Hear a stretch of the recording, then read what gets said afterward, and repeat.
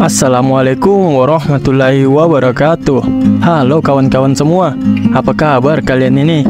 Semoga kita semua dalam keadaan yang baik-baik saja. Langsung lompat ke menit kedua kawan-kawan jika pengantar saya kelamaan. Bertemu lagi nih dengan saya Nara di channel Ewako 13. Semoga hari ini kita lebih baik dari hari kemarin. Sebelum lanjut, saya ucapkan terima kasih banyak kepada kawan-kawan semua yang sudah singgah dan menonton video saya hingga akhir. Tak lupa pula saya ucapkan maaf jika tidak menarik. Silakan kawan-kawan kritik dan juga dislike jika memang tidak suka. Baiklah kawan-kawan, waktunya kita lanjut ke ceritanya.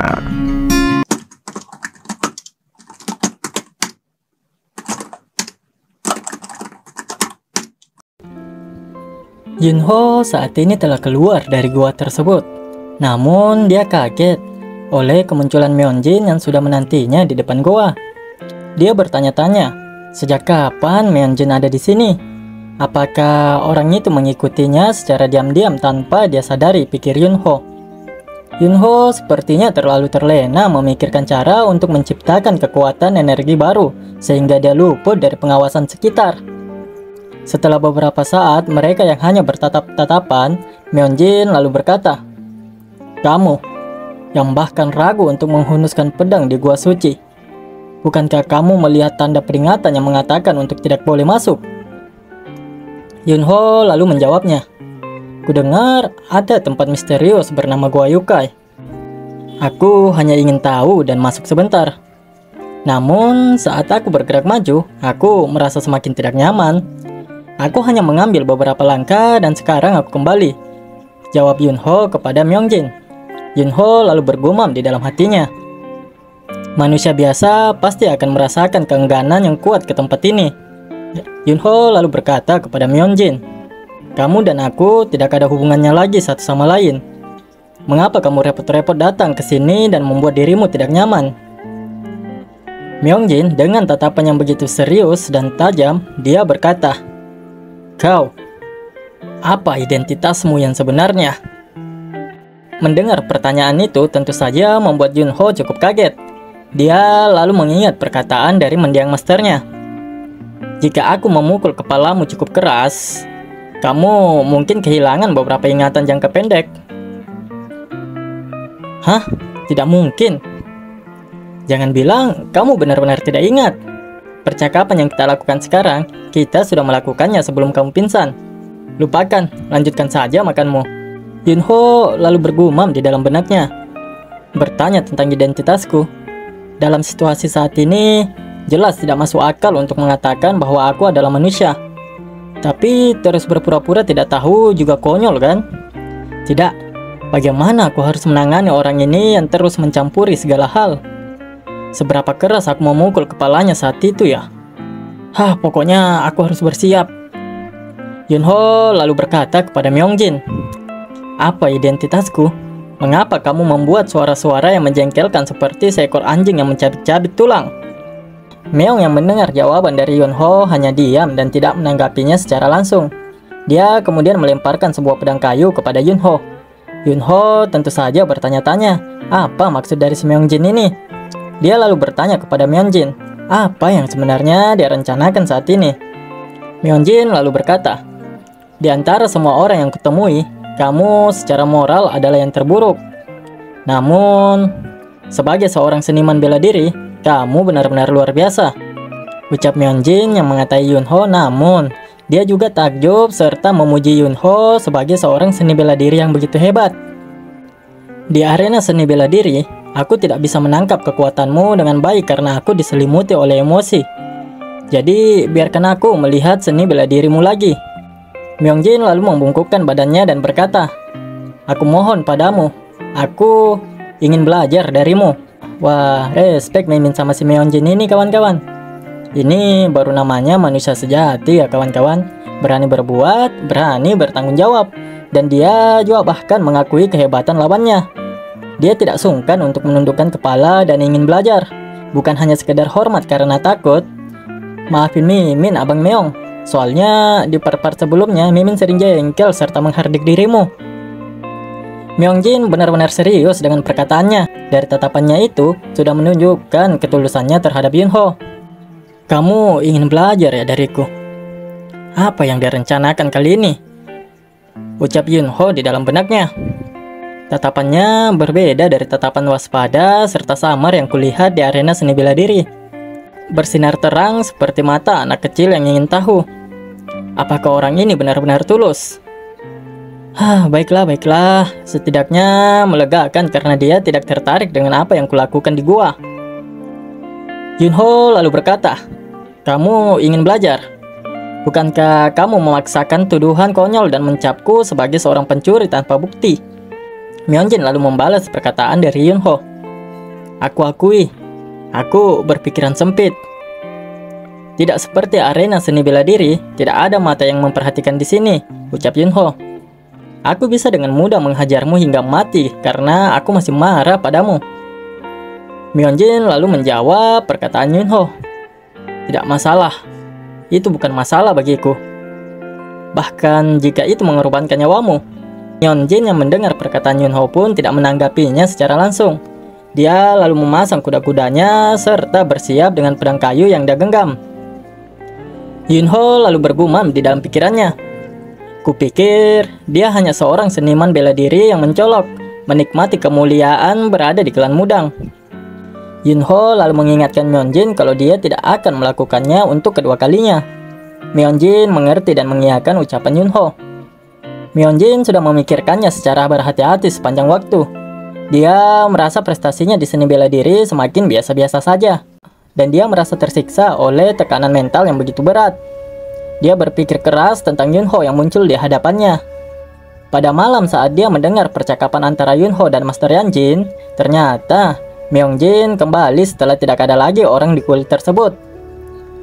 Dia telah mempersiapkan segalanya dengan sungguh-sungguh. Sungguh konyol menurutnya jika dia kembali hanya karena si Yunho itu.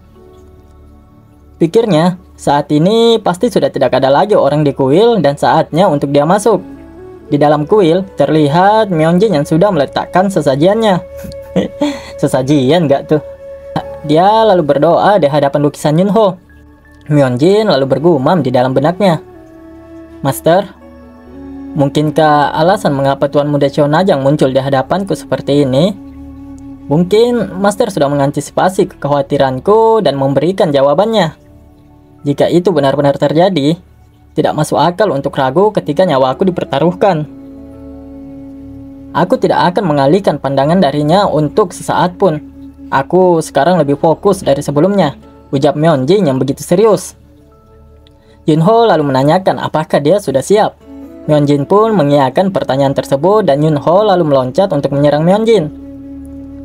Yunho yang sudah melompat untuk menyerang Myeongjin sejatinya begitu respek serta bersimpati terhadap Myeongjin. Hal itu mengingatkan dirinya pada waktu dia juga berlutut agar sang master mau menerimanya sebagai seorang murid. Menurut Yunho, Myeong hanya memilih sebuah trik yang paling dangkal. Namun, sikapnya yang bersemangat terhadap seni bela diri menggerakkan hatinya. Yunho lalu berkata di dalam benaknya, sekarang ini, apa yang akan terungkap di hadapanmu adalah sesuatu yang belum pernah dilihat dunia. Seberapa banyak yang bisa kamu ambil, itu tergantung dari seberapa banyak yang bisa kamu rasakan dan pahami. Bahkan, jika kamu memahami hal detail terkecil pun, kamu akan bisa mendapatkan perspektif baru tentang seni bela diri. Myeongjin yang sejatinya masih dalam posisi awal pun sebenarnya kini telah terkena serangan bertubi-tubi dari Yunho. Terlihat tebasan dari pedang kayu Yunho berhasil mengenai hampir seluruh bagian tubuhnya. Bukannya merasa kesakitan atau jengkel, Myeongjin kali ini malah dibuat terpukau oleh teknik pedang yang digunakan oleh Yunho pada dirinya. Yunho yang saat ini telah berada di belakang Myeongjin pun lalu bertanya, apakah ini sudah cukup? Myeongjin tidak menjawab pertanyaan tersebut. Dia hanya tersenyum menandakan bahwa dia begitu puas dan itu sudah lebih dari cukup. Hari pun telah diselimuti oleh gelapnya malam yang begitu dingin. Apa yang kamu katakan? Mari kita pergi minum bersama, jawab Yunho. Hari ini merupakan hari yang paling menyenangkan bagi mereka sejak sampai di faksi mudang, pikir Yunho. Jadi Yunho berpikir tidak ada salahnya jika mereka pergi minum pada kesempatan kali ini. Dari mana kau akan mendapatkan alkohol? Tanya Riang yang tidak percaya bahwa Yunho memiliki alkohol. Faksi Mudang tidak minum alkohol. Karena mereka tidak minum alkohol, tidak mungkin ada alkohol di tempat ini. Dengan kata lain, di mana kamu akan minum malam ini? Ucap Riang yang menjelaskan bahwa faksi Mudang itu tidak diperbolehkan untuk minum. Yunho dengan santainya dia menyuruh Riang untuk tenang saja dan biarkan dia yang mengurus sisanya. Shin lalu memperlihatkan di mana Myeongjin yang terlihat begitu kesulitan berjalan, bahkan sampai gemetaran dia kawan-kawan. Terlihat kondisinya saat ini benar-benar berantakan, namun tidak dengan perasaannya. Dia terlihat begitu puas serta masih bisa untuk tertawa kecil. Myeongjin, panggil murid yang menjaganya selama dia pingsan. Apakah itu kamu, Myeongsun? Tanya Myeongjin. Kamu kemana saja sampai sekarang? Ah, tidak. Kamu kenapa terlihat seperti ini? Tidak apa-apa, Myeongsun, jawab Myeongjin untuk menenangkan kekhawatiran temannya itu. Hari ini adalah hari terbaik dalam hidupku, ucap Myeongjin. Selain dia sadar serta mendapatkan pelajaran hidup yang baru, sepertinya si Myeong ini juga berhasil mempelajari sesuatu dari teknik yang diajarkan Yunho kawan-kawan. Si pengarang lalu memperkenalkan kita kepada karakter baru. Dia adalah Houman, penguasa istana Sunyang yang masih termasuk bagian dari gunung dan faksi Mudang. Apa yang membawamu ke tempat yang mengatur keuangan faksi Mudang pada jam ini? Tanya Houman pada Yunho. Aku tidak tertarik dengan keuangan kalian. Kamu tadi mampir ke toko herbal hari ini kan? Tanya Yunho balik. Aku sedang berbicara dengan pemilik pada saat itu. Jadi aku tidak memperhatikan siapa yang datang dan pergi. Bagaimana kamu tahu? Di toko herbal, aku mencium aroma yang seharusnya tidak ada di sini, jawab Yunho. Tidak, itu adalah aroma yang tidak pernah tercium di faksi Mudang. Itu apa maksudmu? Tanya Houman. Yunho tiba-tiba maju dan menghendus tubuh dari Houman. Tentu saja, itu membuat Houman sedikit terkejut. Apa yang sedang kamu lakukan? Ucapnya. Ya, itu aromanya. Aroma samar yang menempel di tubuhmu yaitu bau alkohol, ucap Yunho. Auto panik si Houman ini kawan-kawan. Maksudmu, aku bau alkohol? Bagaimana kamu bisa mengatakan sesuatu yang tidak bisa dipercaya seperti itu? Yunho hanya tersenyum lalu membalikkan badan dan beranjak pergi dari tempat itu.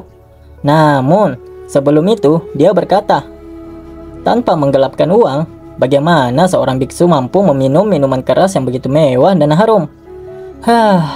Aku harus pergi ke Jangmun dan minum teh. Bukankah kamu mau tidur? Ucap Yunho dengan ekspresi liciknya itu kawan-kawan. Semakin panik tentu si Houman itu. Dia lalu menarik dan menahan Yunho agar tidak pergi secepat itu. Tuan muda, tunggu sebentar. Apa yang kamu inginkan? Apa yang bisa kulakukan untuk tutup mulut? Tanya Houman yang terlihat panik. Aduh, kawan-kawan, jangan tiru si Houman ini ya. Tak nak, kalau Upin Ipin bilang. Beralih lagi kawan-kawan ke Yunho dan Riang. Di sana terlihat Riang yang menangkap sekantong uang yang dilemparkan. Jika turun gunung dan menuju ke timur, ada sebuah kedai bernama Muwol Luru. Di sana terdapat minuman terkenal yang disebut Yang Ha Daigok, ucap Yunho. Seorang biksu yang minum alkohol benar-benar ada ya. Tapi apa ini? Tanya Riang kepada Yunho sembari membuka kantong uang tersebut. Apa? Kamu tidak hanya menginterogasinya, tetapi kamu juga mencuri uangnya ya? Tanya Riang yang seakan-akan tidak percaya terhadap tindakan Yunho setelah dia mengetahui isi dari bungkusan tersebut merupakan sebuah uang. Itu uang tutup mulut yang kuterima sebagai syarat untuk tutup mulut, kata si Yunho itu kawan-kawan. Ternyata dia yang mengolah sebagian keuangan faksi. Dia membeli alkohol dengan dana curian atau lebih tepatnya korupsi ya kawan-kawan. Riang dengan ketusnya lalu berkata, biksu itu tidak hanya minum alkohol. Tapi dia juga menggelapkan dana.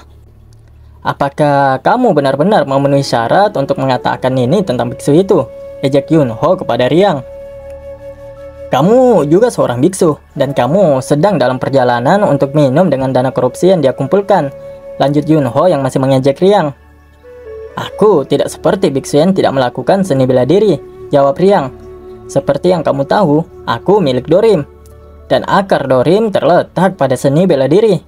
Di satu sisi, aku lebih dekat disebut sebagai seniman bela diri daripada seorang biksu, bantah Riang kepada Yunho. Yunho yang mendengar perkataan dari Riang, dia lalu melanjutkan untuk mengejeknya. Hari pertama kita bertemu di pasar. Kamu mencoba mengecohku dengan keterampilan kasarmu. Apakah kamu ahli bela diri seperti itu? Mendengar ucapan Yunho, Riang langsung melompat ke depannya. Keterampilan kasar? Ucap Riang dengan nada yang sedikit tinggi. Aku dengan bangga mengklaim bahwa keterampilanku setara dengan jegal sega. Saudara senior, cukup luar biasa untuk melihat semuanya, ucap Riang dengan sombongnya. Ya, memang sih, bocah ini memang OP kawan-kawan. Hanya belum waktunya saja sih ya. Ya, si pengarang masih nunda buat dia turun tangan. Bukan hanya Mimin, tapi Yunho sendiri juga mengakui kehebatan Riang berdasarkan penilaian awal kami. Itu mungkin kasar, tapi mengingat itu dieksekusi dengan tergesa-gesa, itu cukup terampil, ucap Yunho di dalam hatinya dan tersenyum melihat si Riang itu. Dia lalu melanjutkan gumamannya. Setelah melihat wujudmu menghilang di depan mataku, aku menyadari bahwa kau telah jatuh ke dalam perangkapmu. Sepanjang jalan, Riang terus saja menyombongkan dirinya di hadapan Yunho. Mungkin kalau itu bukan Riang, sudah dijadikan dia orang geprek. Suatu hari nanti akan ada hari di mana aku memamerkan keahlianku dengan benar. Tunggu dan lihat saja, ucap Riang. Ya, tentu saja, terserah kamu saja, ucap Yunho. Dalam hal apapun, Riang ini adalah sasaran empuk untuk diejek, pikir Yunho. Kini mereka telah sampai di gerbang kaki Gunung Mudang. Yunho lalu kemudian mengecek kondisi dari pedangnya yang disimpan oleh para murid Mudang. Aku seperti melihat goresan yang sebelumnya tak terlihat tiba-tiba menjadi terlihat. Saya telah membungkus semuanya dengan lapisan Ken Sutra. Tidak ada satu goresan pun, jawab Insion yang terbata-bata karena panik. Apakah benar begitu? Ucap Yunho yang masih mengecek pedangnya dengan begitu teliti. Saat siang hari tiba, aku akan melihatnya lagi. Jangan senang dulu kau, ancam Yunho kepada Insion. Panik tentunya anak orang diancam si Yunho kawan-kawan. Riang yang melihat kelakuan si Yunho itu pun hanya bisa menghela nafas panjang. Sampai saat terakhir sekalipun, kepribadianmu yang selalu nakal tetap saja sama. Kamu berbicara seperti mendiang masterku, jawab Yunho yang menanggapi ucapan dari Riang. Riang penasaran, selama ini sebenarnya Yunho berada pada tingkat apa? Jika pikiranku tentang tingkat seni bela diri saudara senior benar, dunia seni bela diri pasti ramai dengan cerita tentangmu. Namun, aku belum pernah mendengar banyak tentang saudara senior sama sekali. Di mana tepatnya kamu berdiri di dunia seni bela diri? Aku telah hidup dengan tenang, jadi tidak ada posisi tertentu, jawab Yunho. Riang lalu berkata lagi, tetap saja, orang bisa menebak bahwa ada beberapa tingkat kekuatannya, bukan? Apakah ada individu yang lebih kuat dari 24 master? Di antara pendahulu, dari 24 master saat ini, ada yang dikenal sebagai Samwang atau Tiga Kaisar. Tentu saja, mereka sudah lama menghilang ke dalam bayang-bayang dunia seni bela diri, jawab Riang. Yunho lalu bertanya lagi, lalu apakah ada yang lebih kuat dari Tiga Kaisar? Riang lalu menjawab, mereka yang telah melampaui ranah transenden dan mencapai ranah mitik. Mereka benar-benar tokoh terkuat yang memimpin dunia seni bela diri. Ranah mitik ya, ucap Yunho. Master Yunho pernah memberitahunya tentang itu. Meskipun Yunho mencapai sesuatu yang luar biasa di usianya saat ini, yaitu mencapai ranah mitik, dia masih terlalu kecil untuk di tingkat itu. Yunho tidak memiliki pilihan karena meski disebut ranah mitik, dia juga sadar bahwa dia berada pada tingkat di mana dia bukanlah tandingan mitik lainnya, bahkan melawan yang terlemah di antara para yokai. Maka dari itu, saat ini dia terus berlatih dan meningkatkan kemampuannya untuk menjadi lebih kuat lagi. Oleh karena itu kawan-kawan, meskipun Yunho telah mencapai ranah mitik, tapi kemampuannya terus meningkat menjadi semakin kuat dari hari ke harinya. Namun di sisi lain, Yunho juga bertanya-tanya. Daripada posisinya di dunia seni bela diri saat ini, dia jauh lebih penasaran seberapa kuat dia di masa depan sebagai seorang manusia. Apakah akan ada batasannya? Tanya Yunho pada dirinya sendiri di dalam benaknya. Aku akan mengatakan sekitar tingkat itu, kurasa. Yunho yang menjawab pertanyaan dari Riang tadi. Mendengar jawaban Yunho membuat Riang menjadi bengong seketika. Namun sesaat kemudian, dia tertawa sejadi-jadinya. Tidak, sepertinya imajinasimu terlalu jauh, ucap Riang. Jadi maksudmu saudara seniorku? Saudara cukup kuat untuk menyaingi bahkan Heavenly Diamond dan juga Jang Samfong. Begitu? Tanya Riang. Belum tahu aja si Riang ini kawan-kawan kalau kedua orang itu malah mati di tangan Yunho. Ya meskipun pada saat itu Yunho masih seorang yokai ya. Ucap Riang yang masih begitu ngakak di sana. Namun Yunho sama sekali tidak membalas perkataan dari Riang dan hanya bisa diam menatap Riang. Hal itu membuat Riang seketika berhenti tertawa lalu bertanya, apakah yang kamu katakan itu benar? Namun Yunho kali ini malah bercanda kawan-kawan. Tidak, aku hanya menggodamu saja, ucapnya sembari tersenyum tipis. Kamu bilang kamu hanya menggodaku, tapi kamu terlihat begitu cukup serius. Sudahlah, sudah, ayo kita minum. Tidak, apakah itu benar? Saudara, oh saudaraku, jawablah, apakah itu benar? Mendesak kini si Riang kawan-kawan agar si Yunho mau menjawabnya. Terlihat penasaran sekali dia. Mungkin berdasarkan instingnya, ketika melihat Yunho begitu serius tadi, dia menjadi percaya kalau memang Yunho sekuat apa yang dia katakan. Kini kedua orang itu telah sampai di tempat yang ingin mereka tuju. Sepertinya kita datang ke tempat yang tepat. Itu terlihat seperti sesuatu yang keluar dari lukisan, ucap Riang yang begitu takjub melihat keindahan tempat tersebut dari kejauhan. Mereka berdua sama sekali tidak menyangka kalau ada tempat yang begitu mewah seperti ini di sekitar Gunung Mudang. Aku benar-benar tidak membayangkan ada tempat seperti ini di wilayah terpencil. Yunho lalu bergumam di benaknya. Ini jauh dari dugaanku, hampir sampai di Muwolru. Terasa begitu mencurigakan. Shin lalu memperlihatkan keadaan di Muwolru. Salah satu lentera merahnya padam. Apakah sumbunya tidak sengaja jatuh ke dalam minyaknya? Atau mungkin minyaknya habis? Jawab seorang wanita pelayan di sana. Siapa yang menyuruhmu memeriksa lentera yang padam? Ucap wanita lainnya menegur pelayan itu. Jika kamu senggang, setidaknya periksa alkohol di kamar tamu tidak habis. Ucap wanita bergaun merah itu yang sepertinya adalah pemilik dari Muwolru. Kita sebut penginapan saja ya kawan-kawannya. Mimin kesulitan mengucapkan kata yang mempertemukan L dan R tanpa jeda. Kini terlihat pula dua bocah kematian itu telah tiba di depan pintu masuk penginapan. Mereka dihadang oleh seorang penjaga di sana. Bukankah sudah terlambat bagi anak muda sepertimu untuk berkeliaran saat ini? Ucap si penjaga itu. Itu berarti kalian datang ke tempat yang salah, ucapnya lagi. Apakah kita datang ke tempat yang benar? Kurasa demikian, ucap Yunho dan Riang. Kalau begitu, apakah ada tempat lain bernama Muwolru selain di sini? Tanya Riang kepada penjaga alis terbelah itu. Jika kalian datang untuk mencari Muwolru, maka kalian datang ke tempat yang benar. Tapi Muwolru tidak menerima siapapun sebagai tamu begitu saja, ucap si alis terbelah itu. Apakah kalian sekarang mengerti maksudku? Ucapnya lagi. Riang lalu berbisik kepada Yunho. Mereka tidak menerima sembarangan orang sebagai tamu. Itu berarti wanita penghibur mereka sangat cantik. Yunho lalu bertanya kepada si alis terbelah. Jadi, apa kriteria agar diterima sebagai tamu di sini?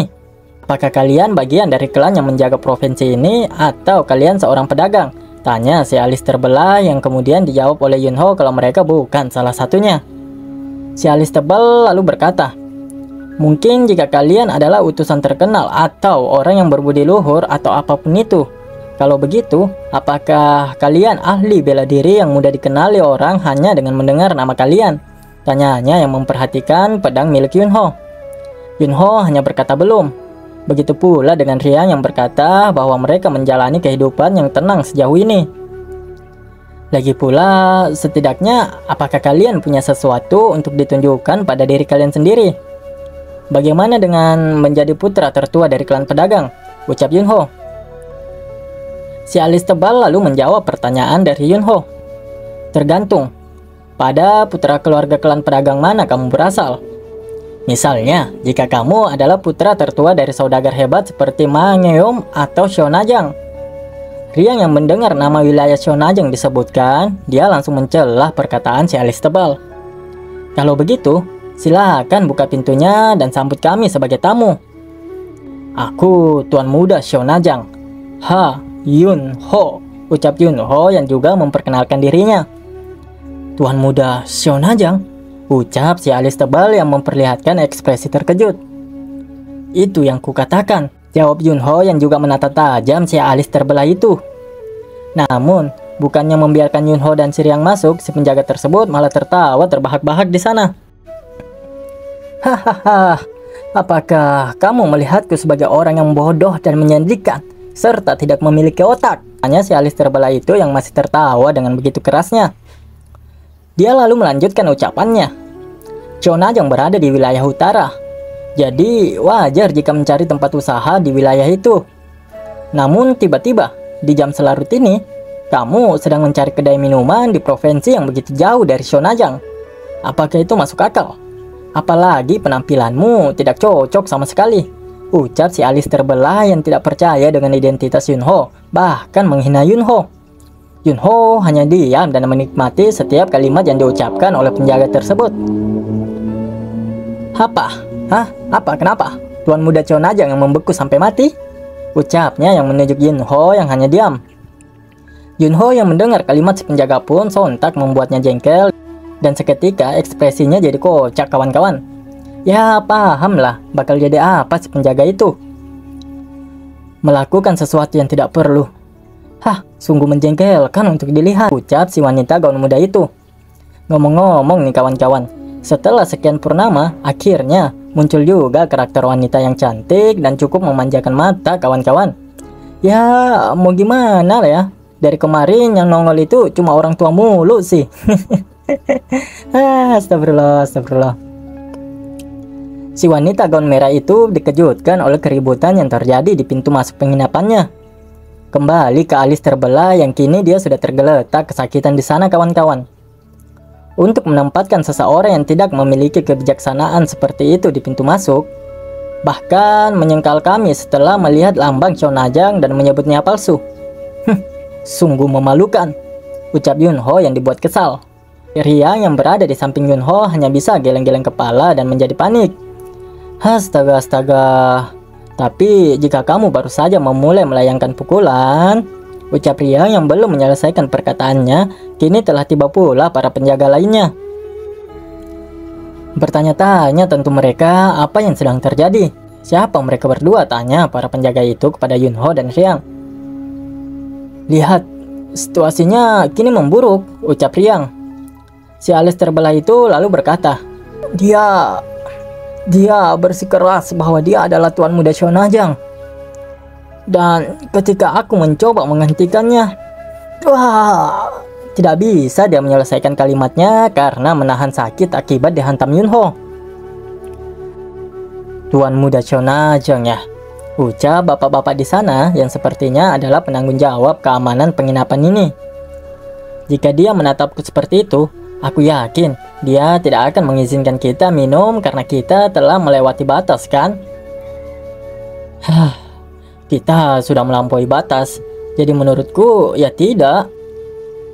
Tidak, kita masih punya kesempatan. Kita akan menjadi tamu yang tidak bisa ditolak oleh penginapan ini. Kita kedatangan tamu. Kawal mereka secara diam-diam dan tanpa menimbulkan keributan besar. Perintah si bapak-bapak tadi. Aku tidak yakin. Aku akan membiarkan saudara senior yang menanganinya, ucap Riang yang sepertinya ingin mengeluarkan tekniknya di sana, kawan-kawan. Apakah kamu memiliki teknik atau metode yang berguna untuk saat-saat seperti ini? Tanya Yunho. Namun, saat Yunho menoleh ke belakang, ternyata si Riang sudah hilang dia kawan-kawan. Ternyata teknik yang dia keluarkan tadi adalah teknik 1000 langkah kabur. Aduh, Riang. Saat Yunho menoleh ke belakang dan bertanya-tanya kemana si Riang menghilang. Di saat bersamaan, para penjaga itu juga sudah melompat ke arah Yunho, hendak menyerangnya secara bersamaan. Tentu saja, itu dapat dengan mudah disadari oleh Yunho kawan-kawan. Dia lalu mengangkat tangannya secara perlahan dan tepak. Dia tampar satu persatu para penjaga tersebut. Yunho bahkan menampar mereka dalam keadaan dia masih melihat ke arah ke belakang mencari keberadaan si Riang. Yunho lalu berkata, jika memaksimalkan sesuatu dianggap sebagai kemampuan, maka itu adalah kemampuan. Dan dia hantam satu persatu penjaga itu dengan tinjunya. Bahkan sebelum penjaga tersebut berhasil menyentuh tanah sejak dia melompat di awal tadi. Wanita gaun merah yang berada di atas dan menyaksikan keributan itu pun bertanya kepada seorang pria yang lagi dan lagi adalah pria tua, meskipun tidak tua-tua amat sih sebenarnya. Siapa itu? Tanya si wanita. Dia mengaku sebagai Tuan Muda Shonajang, jawab si bapak-bapak itu. Apakah sudah dikonfirmasi? Tanya wanita itu kembali. Si bapak-bapak menjawab masih belum pasti. Namun belum lama ini ada laporan bahwa pedagang Shonajang telah mengunjungi faksi Mudang. Sontak saja mendengar informasi yang disampaikan itu membuat si wanita langsung begitu kesal. Hei, kenapa kau baru saja menyebutkan ini sekarang? Sejujurnya, saya tidak berpikir itu sesuatu yang penting. Semakin kesal si wanita mendengar jawaban dari bapak-bapak itu kawan-kawan. Alhamdulillah kawan-kawan, akhirnya bisa upload lagi, kita lagi sudah enakan juga ini. Terima kasih banyak untuk kawan-kawan semua yang tetap mensupport Mimin, serta terima kasih banyak juga untuk ucapan-ucapan dari kawan-kawan semua yang mendoakan Mimin agar cepat sembuh dan sehat. Terima kasih banyak kawan-kawan. Insya Allah semua ucapan-ucapan kalian, komen-komen kalian bisa menjadi amal jahariah bagi kawan-kawan semua, karena sudah mendoakan seseorang serta mensupport seseorang dan lain sebagainya. Insya Allah kita semua berada dalam ridha Allah Subhanahu wa Ta'ala, serta setiap langkah kaki kita, setiap hembusan nafas kita itu berada pada jalan yang benar kawan-kawan semua. Sekali lagi Mimin ucapkan terima kasih banyak atas support kawan-kawan semua, dan juga maaf kawan-kawan semua. Saya Nara, wassalamualaikum warahmatullahi wabarakatuh.